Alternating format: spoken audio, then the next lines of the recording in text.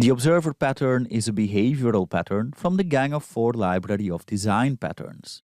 The intent of the observer pattern is to define a one-to-many dependency between objects so that when one object changes state, all its dependents are notified and updated automatically. It's a pretty common pattern. For example, in Angular you've got an observable class that implements it. Also, when you're working with microservices, you'll often have services that subscribe to change events on other services to allow them to keep their data store in sync, and so on. What we will use as an example is part of a ticketing management system. It exposes a bunch of services, all with their own data store that needs to be kept in sync, not unlike what you'd expect in a microservices architecture. For example, there's an order service that has a notion of a set of tickets for a certain artist. When the order is fulfilled, the tickets are no longer available and it updates its data store. But our system knows of other services as well. There's a ticket stock service, which needs to be notified of the fact that the tickets are no longer there, so it can update that in its data store. And then there's a ticket reseller service, which also needs to be notified of the fact that the tickets are no longer available.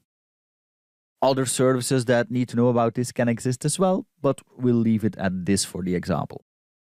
In any case, we are dealing with a system in which a set of related objects, which are our services, need to maintain consistency. We can easily achieve that.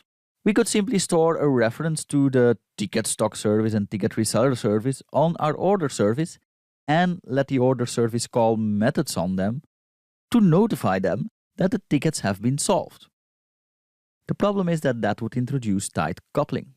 It would also become quite complex to manage once the amount of services that need to be notified start growing. And moreover, if we don't know in advance how many or which services need to be notified, this won't work at all. Enter the observer or pub sub pattern. We'll start with a base class, a ticket change notifier. Our order service will be a subclass of this. On the ticket change notifier, we implement methods to add and remove observers, and also want to notify them. We won't add, remove, or notify concrete observers though. We'll also work on an interface, say iTicketChangeListener. So it's this interface that's implemented by our observers, the ticket stock service and ticket reseller service. The interface defines one method, receive ticket change notification, with the change in tickets as a parameter. What happens now is that our two observers are added as observers on our order service. The order service itself is a concrete implementation of the ticket change notifier. It calls into the methods defined on that, but next to that it also holds its state. For example, the data store containing the information it has on tickets. Once a sale happens, the order service adjusts its state by updating its data store.